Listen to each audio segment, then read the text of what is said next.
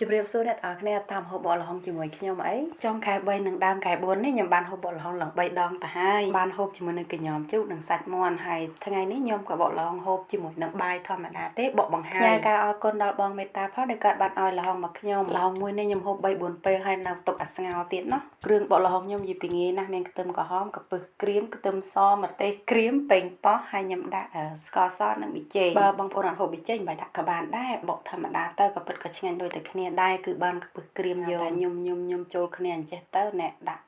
ប្រហើយខ្ញុំបាក់ល្ហុងប្រហើយល្ហុងនេះខ្ញុំសាប់លក់មើលមួយម៉ាត់រាងសាប់ក៏ថែមអំបិលហើយនឹងថែមទឹកត្រីបន្តិចដែរបកលើកនេះខ្ជិលដាក់ប្រហុកណាស់ណាមួយខ្ញុំបកទៅដើម្បីព្រឹកស្អែកឡើងប្តីខ្ញុំក៏យកទៅធ្វើការដែរប្រកបចិត្តហូបបកល្ហុងខ្លាំងតែលើកនេះគាត់ហូបបកស្នាដៃរបស់ខ្ញុំជាទូទៅបើបានបកល្ហុងឬញ៉ាំស្វាយអីគឺស្វាមីខ្ញុំជាអ្នកធ្វើទេខ្ញុំមិនបានជាអ្នកធ្វើទេគាត់ធ្វើឆ្ងាញ់